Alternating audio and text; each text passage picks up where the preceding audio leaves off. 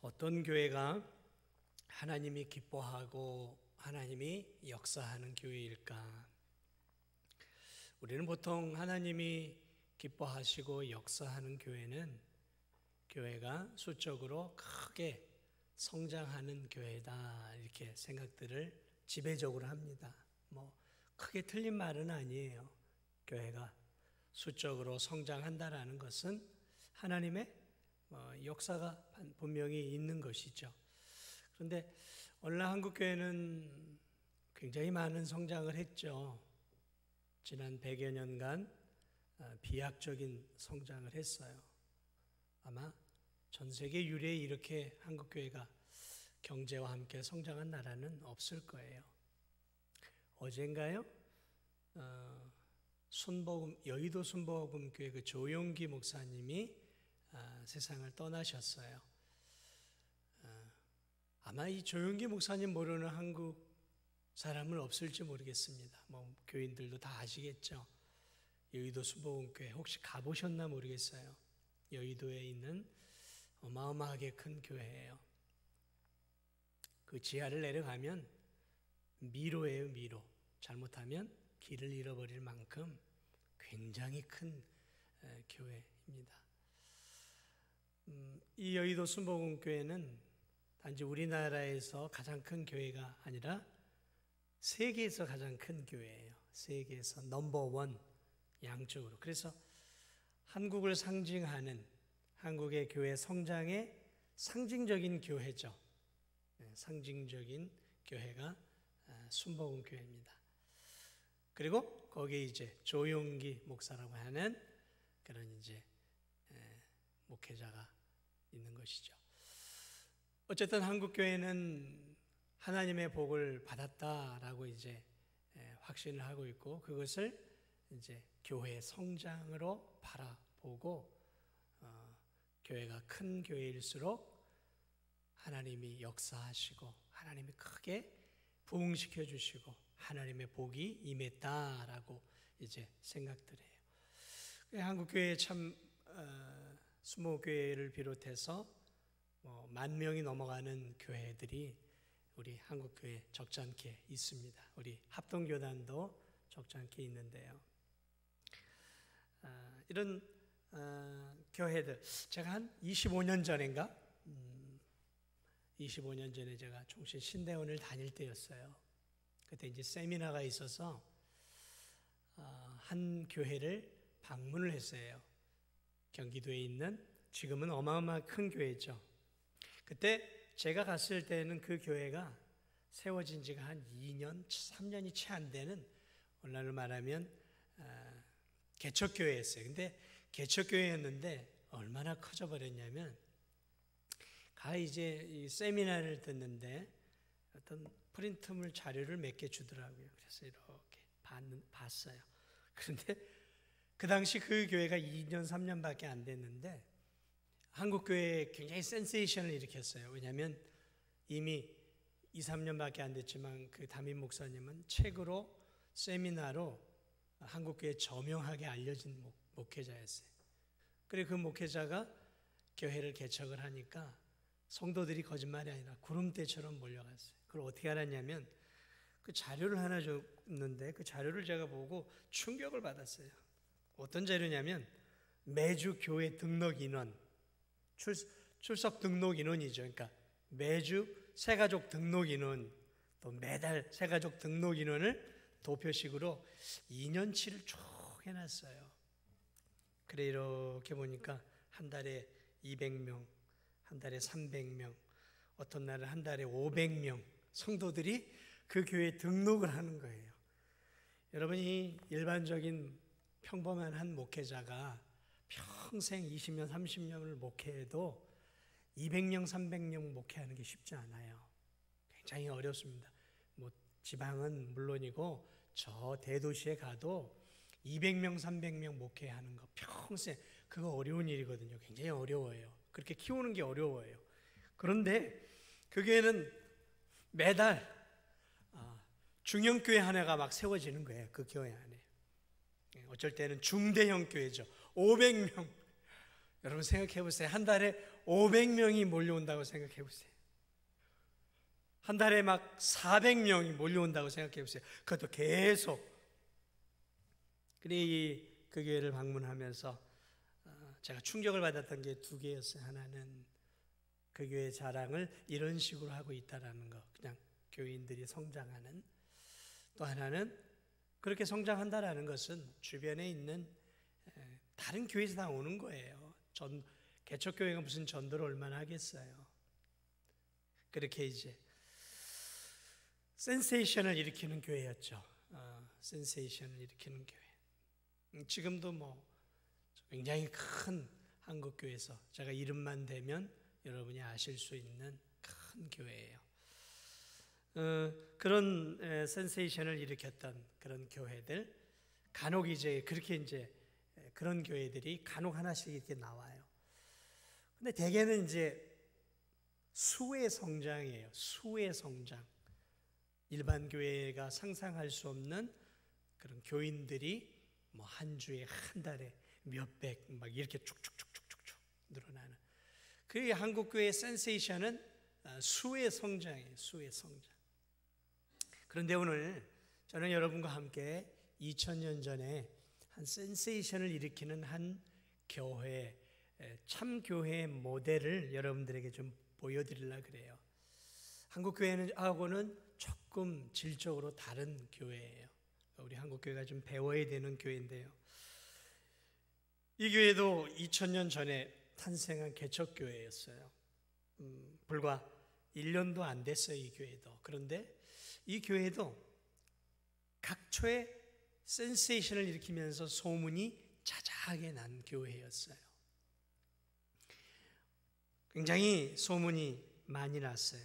오늘 이 8절 중반절을 보면 바울이 지금 이렇게 얘기해요. 한번 볼까요?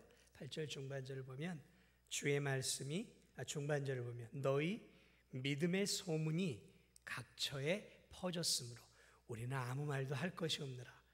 너희 믿음의 소문이 각처에, 위에 보니까 뭐 마게도냐, 아가야, 굉장히 넓은 이 유럽과 그리고 심지어는 아시아 지역까지 이 1년도 안 된 교회가 좋은 소문으로 쭉 퍼진 거예요. 좋은 소문. 그러니까 센세이션을 일으킨 거예요. 뭐 수가 막 늘어난 그런 게 아니라 믿음의 소문이 각처에 이렇게 막 소문에 소문을 타고, 지금이야 SNS 같은 것들로 확 퍼지지만 그 당시에는 입소문이죠. 근데 입소문이 더 무서워요, 사실은. 금방 이렇게 퍼져서 굉장히 센세이션을 일으키는 교회로 소문이 났어요. 자, 그러면 이 데살로니가 교회, 당시에 센세이션을 일으켰던 이 교회는 도대체 어떤 믿음의 소문들이 퍼졌을까라는 거죠. 어떤 믿음의 소문들이 수적으로 얼마나 증가했는가 한번 찾아봐도 수적으로 뭐 얼마나 늘어났다 그런 얘기는 전혀 없어요. 뭐 성경에 보면 이 교회, 이 바울의 서신이나 공동 서신을 보면 이 교회가 수적으로 얼마나 증가했고 몇 프로 증가했고 뭐 몇 배가 성장했고 그런 수적인 내용은 성경의 이 초대교회 안에는 전혀 기록을 해놓고 있지 않아요. 한국교회는 무조건 수죠. 몇 프로, 몇 명, 뭐 이런 식으로 이렇게 이제 해놓고 있는데, 가만히 이 본문을 바라보면서 바울이 왜 수를 기록해 놓지 않았을까? 오늘날 목회자였다면 수를 분명히 기록해 놓았을 텐데, 첫 해에는 몇 명, 둘째에는 몇 명, 셋째에는 몇 배, 뭐 이런 식으로 뭐 헌금 통계 뭐 이렇게 해놨겠죠? 그런데 오늘 이 바울이 써놓은 서신서들 안에는 교인들이 몇 명이냐, 교인들이 몇 배가 증가했느냐, 해마다 교인들이 낸 헌금이 얼만큼 되었고 교회가 얼마나 커졌느냐, 뭐 이런 거는 전혀 기록이 되어 있지 않아요. 참된 교회를 측정하는 기준은 오늘 우리 한국교회 기준과 초대교회 기준은 완전히 다르구나. 수를 무시하는 거 아니에요. 수도 중요하죠. 그러나 오늘 이 센세이션을 일으켰던 이 데살로니가 교회, 도대체 어떻게 바울은 이 교회를 바라보고 이 교회는 무엇으로 센세이션과 소문을 일으켰는가? 오늘 우리가 유심히 봐야 할 이유가 여기에 있어요. 왜냐하면 우리 교회, 진도중앙교회가 이런 교회가 되어야 하기 때문에 그래요. 첫째로 이 데살로니가 성도들은 주변의 지역에 복음을 힘있게 전하는 교회로 소문이 자자한 교회였어요. 주변에 수많은 사람들에게 복음을 힘있게 전하는 복음 증거를 힘있게 하는 교회로 소문이 자자했다라는 거죠. 8절을 볼까요? 8절을 보면 주의 말씀이 너희에게서부터 마게도냐와 아가야에만 들릴 뿐 아니라 주의 말씀이, 복음이 너희에게서부터 나왔다라는 거예요. 너희가 전한 그 복음으로 인해 마게도냐와 아가야에도 이 복음의 소식들이 계속해서 전해졌다라는 거예요. 다시 말하면 이 데살로니가 성도들이 이제 갓 예수 그리스도를 믿고 이제 갓 세워진 개척교회였음에도 불구하고 하나님의 이 복음의 능력을 듣고 이들이 이 복음을 듣고 복음을 통해 놀라운 은혜를 받았어요. 8절을 보니까 계속해서 8절을 보면 하나님을 향하는 너희 믿음의 소문이 각처에 퍼졌으므로 우리는 아무 말도 할 것이 없느니라. 그리고 우리 6절을 한번 볼까요? 6절을 보니까 또 너희는 많은 환난 가운데서 성령의 기쁨으로 말씀을 받아. 성령의 기쁨으로 말씀을 받아. 그러니까 이들이 복음 증거를 했던 이유가 무엇이었냐면 많은 환난과 어려움 속에서 하나님의 진리의 복음을 받을 때 성령의 은혜 가운데서 이 하나님의 복음이 그들에게 임함으로 그 말씀을 통해서 충만한 은혜를 경험한 거예요. 그러니까 말씀을 깨닫게 된 거죠. 복음을 깨닫게 되니까 그 깨달은 은혜로 말미암아 이들의 마음속에 성령이 주시는 참된 기쁨과 평화가 가득하게 되었다라는 거죠. 이 복음의 은혜를, 구원의 은혜를 경험하니까 이 어린 데살로니가 성도들이 그 복음의 은혜로 죄에서 자유함을 받고 하나님의 구원의 은혜를 경험하고 자신들이 하나님의 자녀가 되고 이제는 영원한 천국을 소망하는 하나님의 그 놀라운 은혜를 체험하면서 견딜 수 없는 그 기쁨과 감격이 그들에게 있다 보니까 이것을 주체를 하지 못하고 이 놀라운 복음의 소식을 전하지 않으면 견딜 수 없는 마음이 생겼던 거예요. 견딜 수 없는 마음이 생겼던 거예요. 그래서 이들이 했던 게 무엇이냐면 가슴 벅찬 마음으로 그들이 직장에서 동네에서 때로는 쉬는 날 여행을 하면서 복음을 증거하고 다녔다는 거예요. 복음을 증거. 주 예수 그리스도를 믿으라.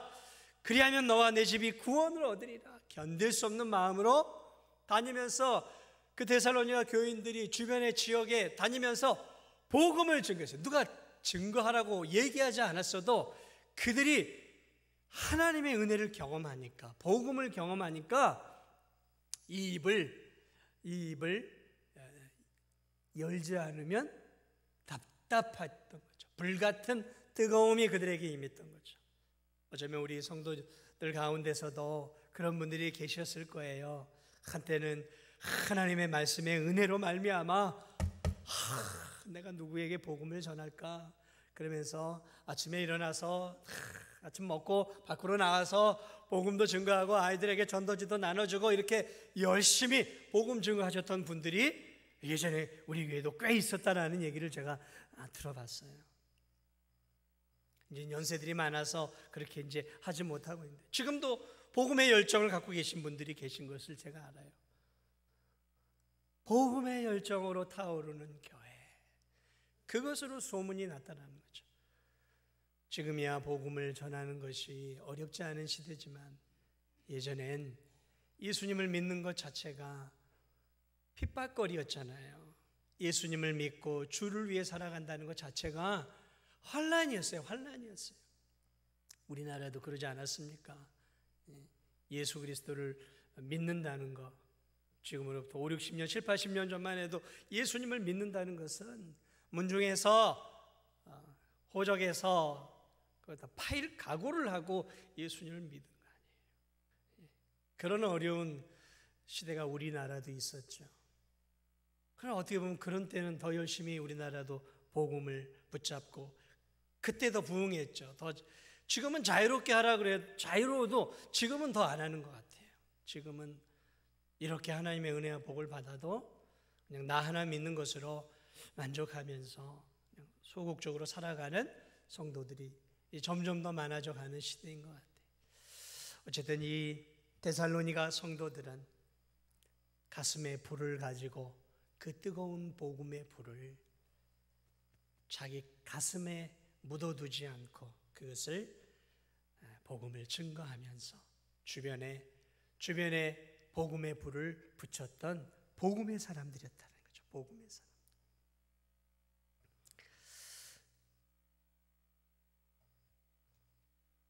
저는 우리 진도중앙교회 성도들이 다시 복음의 뜨거움들이 회복되어지는 그런 은혜가 있기를 주님의 이름으로 축복을 드립니다.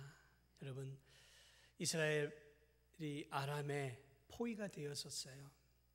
아람의 포위가 되어서 다 굶주려 죽을 때 포위되지 않고 저 바깥에서 나병 환자로 이렇게 버려진 채 살아가고 있었던 그 나병 환자들 기억나세요? 그들이 이렇게 굶어 죽으나 차라리 저 아람 진영에 가서 뭐 좀 먹을 거 좀 달라고 해서 때려 죽이면 죽으나 뭐 굶어 죽으나 마찬가지지 않냐. 가보니까 아람 군대가 다 도망가고 텐트마다 사내진미가 먹을 게 쌓여 있어요. 그래 배가 터지게 먹고 숨길 만큼 숨겨도 어마어마하게 남아요. 그래 성으로 들어와서 기쁜 소식을 전하죠.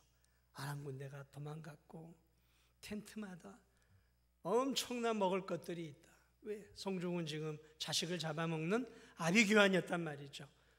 그 아람 군대가 버리고 간 그 놀라운 식료품들. 그래 이 나병 환자들이 전했던 것이 무엇인가? 그게 복음이에요. 복음. 기쁜 소식이죠. 식량이 있다는 소식. 자식을 잡아먹는 비참한 상황 속에서 식량이 넘쳐난다는 것을 전하는 소식. 그 소식보다 더 좋은 소식이 뭐예요? 영원히 살 수 있는 소식이잖아요. 복음은. 예수 그리스도의 복음은 그저 이 땅에서 잘 먹고 잘 살다 가는 그 정도의 좋은 소식이 아니라 영원히 그리스도의 은혜 안에서 하나님의 자녀로 영생복을 누릴 수 있는 복음의 소식.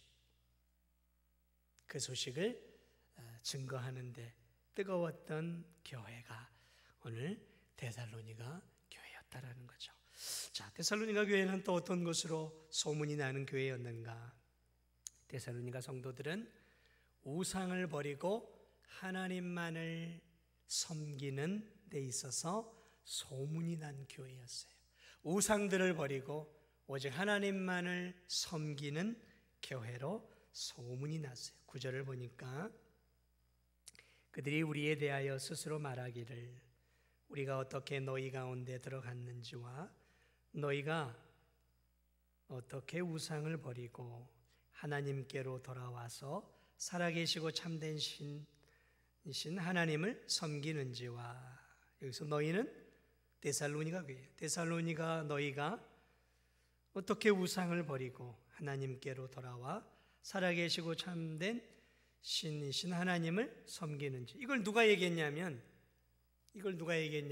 바울이 이렇게 지역을 순회하는 많은 성도들의 귀를 통해서 전해 들은 거예요. 바울이 전해 들은 거예요. 많은 사람들을 통해서. 많은 사람들이 바울에게 지금 이 데살로니가 교회 성도들이 참 대단하다. 그들이 어려운 환난과 시련 속에서도 하나님 한 분만을 믿고 자신들이 믿었던 그동안 과거에 믿었던 우상단지들을 다 버려버리고 오직 하나님 한 분만을 섬기고 있더라. 이게 소문이 퍼지고 이게 막 사람들이 다니면서 소문의 소문을 통해 바울의 귀까지도 지금 들어왔다는 거죠. 당시에 이 헬라 지역은 우리가 알고 있는 것처럼 많은 신들이 있었어요. 다신론이었어요. 다신론 사회였어요. 하나의 신을 믿는 문화가 아니라 다다익선. 그래서 그들은 신들을 많이 섬기면 많이 섬길수록 더 많은 복을 받는다고 생각을 했어요. 그래서 그들은 이렇게 신전에 가서 또 신을 섬겼지만 집안에도 작은 사당 같은 것들을 놓고 섬겼고 직장에도 작은 사당 같은 것들이 있어요. 지금도 저런 동남아 지역이나 캄보디아든 저런 태국이나 이런 나라들 가면 여러분 혹시 식당이라든지 호텔이라든지 이렇게 들어가 보면 작은 신전들을 만들어놨어요. 요만하게 만들어 놓고 거기다 이렇게 섬길 수 있도록 돈도 놓고 촛불도 켜놓고 이렇게 신전이에요. 신전에 갈 수 없으니까 가까운 집이나 이런 데다 신전을 만들어 놓고 거기서 이제 자신의 신에게 지금도 제사를 드려요. 그러니까 신들이 많아요. 신들이 많아요. 그러니까 이 사람들은 신은 많을수록 좋다는 거죠. 그런데 이 데살로니가 성도들은 희한하게도 사람들이 보니까 하나님을 믿었으면은 자신들의 섬기는 우상과 신과 하나님도 병행해서 같이 섬길 줄 알았는데 그동안에 섬겨왔던 모든 신들을 다 벗어버리고 버리고 깨트리고 불살라버리고 여호와 하나님만 한 분만을 섬겼다는 거예요. 여호와 하나님 한 분만. 그런데 이게 그 당시로서는 굉장히 어려운 일이었어요. 왜냐하면 여러분 그 사회상이 다 우상을 섬긴단 말이죠. 제우스 신도 섬기고 아데미 신도 섬기고 다 신들을 섬기고 있단 말이죠. 가족 공동체, 지역 공동체, 마을 공동체마다 다 신들이 있어요. 마을 신이 있고 직장 신이 있고 다 있단 말이죠. 그러면 그걸 섬겨야 되는데 예수님을 믿으면 이제 직장에서 섬기는 직장 신을 섬기지를 않는 거예요. 예수님을 믿고 하나님을 믿으면서 마을에서 섬기는 그 마을 신을 섬기지 않아요. 그러면 이 마을에서 어떻게 되겠어요? 왕따를 당하는 거예요. 직장에서 어떻게 되겠습니까? 어려워지는 거예요. 승진은커녕 이제 잘못하면 그 직위에서 이제 직위 해제가 되어서 쫓겨나는 거예요. 그러니까 단순하게 우상을 버렸다라는 그런 의미가 아니라 이거는 목숨을 거는 일이고 이것은 이제 내가 이 지역사회에서 왕따를 당하고 높은 자리에 올라가는 것을 포기하고 좋은 직장을 포기하고 고액 연봉을 포기한다라는 거죠. 이 세상에서 모든 출세의 길과 잘 먹고 잘 사는 길을 나는 이제 포기하고 여호와 하나님 한 분만을 하나님으로 예수 그리스도를 나는 구주로 가난하더라도 헐벗더라도 그리고 저 사람들에게 핍박을 받더라도 나는 참되신 하나님 한 분만을 섬기겠다라는 대단한 신앙의 결정이었다라는 거죠. 그러니 여러분 이런 소문이 각처에 퍼지지 않았겠어요? 뜨뜻미지근한 신앙인들이 그 당시에도 왜 많이 없었겠냐 말이죠. 적당히 타협하는 성도들이 그 당시에 더 많았겠죠. 지금보다 훨씬 더 많았겠죠. 먹고 사는 일이 포도청인데 어떻게 쉽게 그렇게 하나님 한 분만을 섬기겠어요? 그런데 이 데살로니가 교인들은 놀랍게도 이 현세에서 잘 먹고 잘 살고 편안하게 사는 것보다는 이 현세가 아니라 예수 그리스도의 은혜 안에서 주어지는 영원한 하나님 나라를 미래를 바라보는 미래지향적인 성도의 삶을 살았다는 것이죠.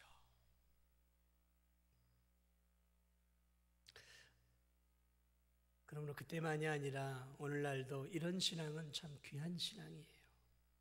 드문 신앙 아니겠습니까?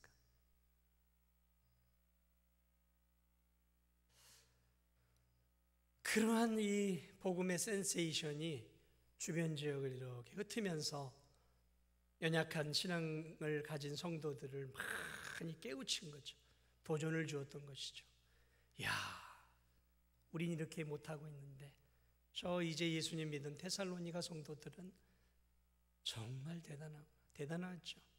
하나님 한 분만을 삶의 많은 불이익과 또는 세상과 적당하게 타협해서 살아갈 수도 있었으련만 조용히 집에서 하나님만 섬길 수도 있고 직장에서는 적당히 타협해서 그저 우상들에게도 절 한번 하고 그리고 집에 가서 진짜 하나님만 섬기면서 그렇게 적당하게 신앙생활 할 수도 있었겠죠.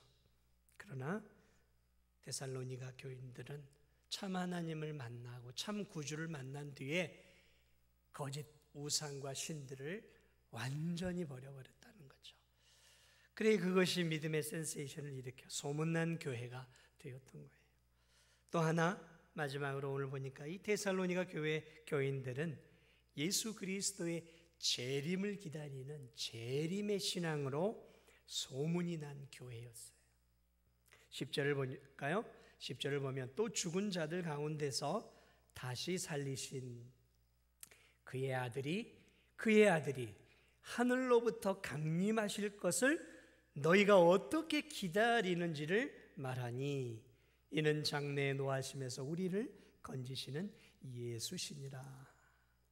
오늘 죽었다가 다시 부활하셔서 승천하신 그리스도께서 이제 마지막 때가 되어지면 재림하셔서 온 세상을 심판하실 마지막 재림을 바라보는 재림의 신앙을 갖고 있었어요. 그러니까 굉장히 깊은 신앙을 어린 성도들이었지만 십자가에 죽으신 예수님만을 믿은 게 아니라 부활하신 예수님만 믿은 게 아니라 승천하신 예수님만 믿은 게 아니라 오늘 우리도 예수 그리스도의 재림을 기다리는 재림의 신앙을 소망하듯 오늘 이 데살로니가 어린 성도들은 앞으로 재림하실 재림의 예수 그리스도를 기다리는 신앙을 갖고 있었다는 거죠. 마지막 때가 되어지면 예수 그리스도께서 이 세상을 양과 염소로 알곡과 쭉정이로 마지막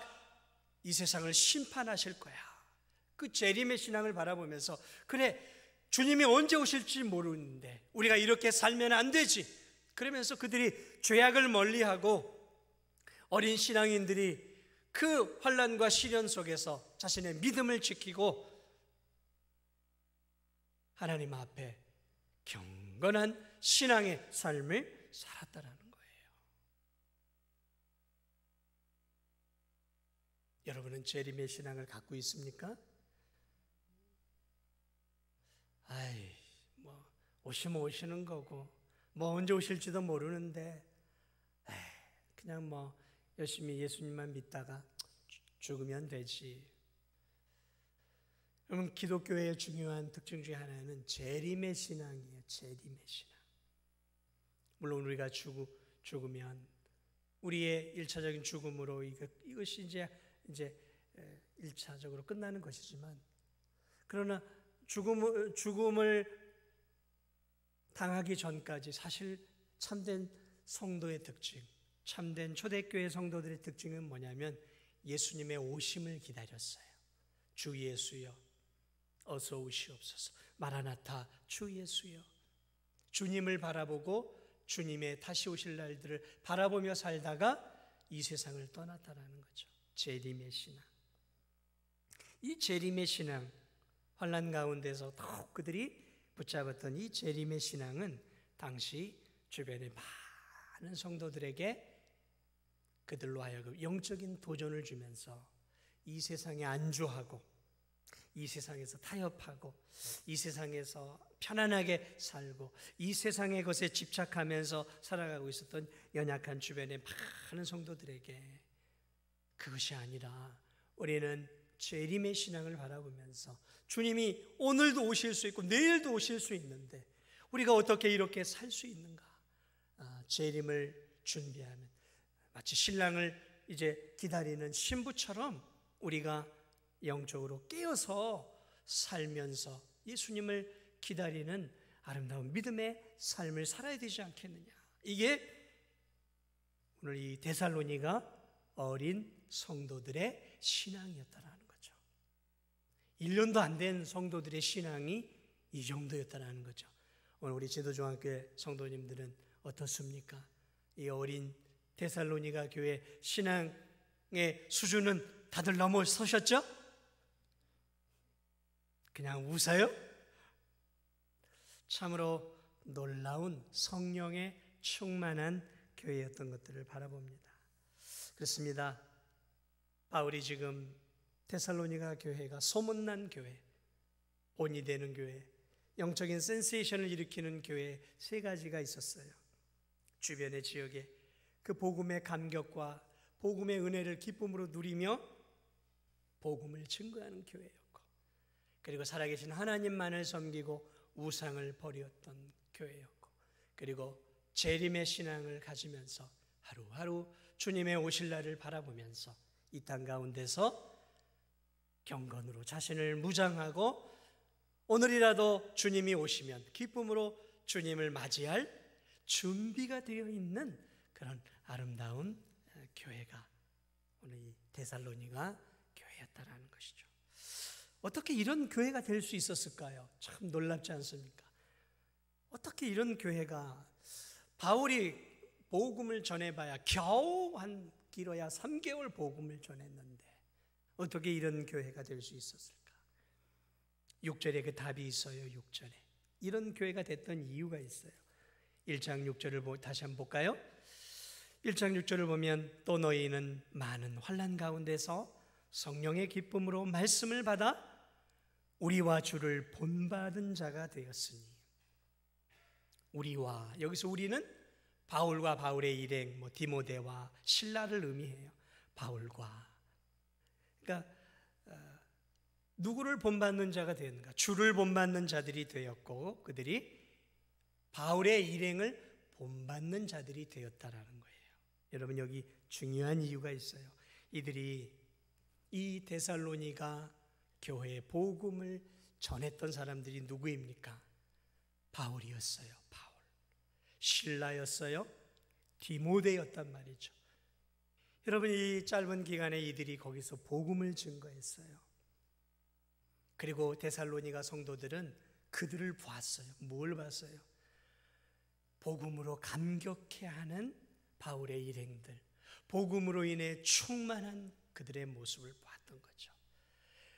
능력 있는 복음을 들었고 복음의 능력이 바울의 일행 속에서 임하는 것들을 보았다라는 것이죠. 바울의 일행들이 그곳에 거주하는 동안 하나님의 자녀답게 경건하게 사는 삶을 보았을 것이고, 우상을 멀리하고 오직 하나님 한 분을 섬기고 예수 그리스도를 섬기는 그 놀라운 신앙의 삶의 모습을 이 데살로니가 교회 성도들이 바울과 바울의 일행을 통해서 직접 경험했다라는 거죠. 그래서 그들이 떠났지만 이 데살로니가 성도들의 머릿속에는 주님을 닮아가는 것과 실제적으로 닮아가야 될 모델 케이스를 정확하게 보았던 거죠. 그래, 우리가 닮아가야 할 것은 바울과 바울의 동역자들이라는 거죠. 그래서 그 바울과 바울의 동역자들이 살았던 그 고결하고 순결한 믿음의 삶의 모습들을 이 데살로니가 교인들이 따라했던 거예요.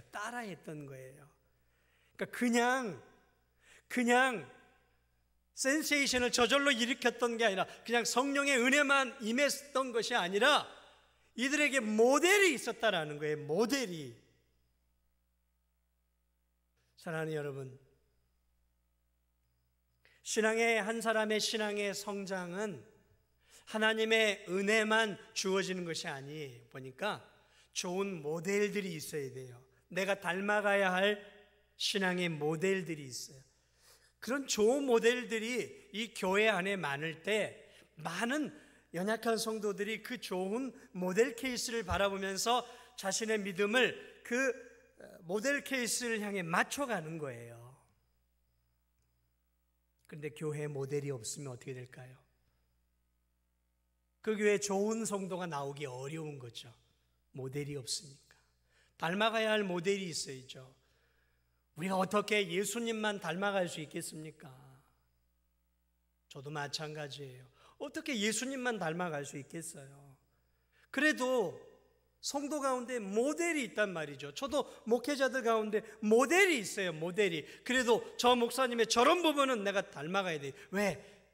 그 목사님의 저런 목회 사역이 예수님을 닮아가는 목회 사역이거든요. 그러므로 좋은 교회는 제가 볼 때 좋은 모델 케이스가 있어야 되는 거예요. 좋은 모델 케이스가 되는, 내가 닮아갈 수 있는 장로님들이 있어야 되고, 내가 닮아가야 될 권사님들이 있고, 내가 닮아가야 될 집사님들이 있어야 되는 거예요. 그래서 그 모델, 그분이 전부가 아니에요. 그분을 닮아가려고 하는 이유는 그분이 예수 그리스도를 닮아가는 삶을 살고 있으니까, 우리의 눈에 보이는 그분을 닮아가면 나도 모르는 사이에 점점 더 그리스도를 닮아가게 되어지는 거죠. 그러므로 이 데살로니가의 이 놀라운 역사는 사실은 바울과 바울의 일행이 그렇게 삶을 살았기 때문에 이 놀라운 일들이 가능하다는 것이죠. 그러므로 이 진도중앙교회에서 오래 신앙생활 하시는 성도들, 중직들은 정말 두렵고 떨리는 마음으로 신앙생활을 잘 하셔야 돼요. 내가 좋은 모델이 될 수도 있고요, 내가 좋지 않은 모델이 될 수 있습니다. 자식은 부모의 뒷모습을 닮아가요. 어린 성도들은 나보다 먼저 신앙생활했던 성숙한 성도들의 신앙을 필연적으로 닮아가게 되어 있는 거죠. 기도 생활 안 하면 저런 종직들도 기도 생활 안 하는데 수요예배도 안 나오는데 내가 꼭 나 같은 평집사가, 나 같은 성도가 수요예배까지 나와야 돼?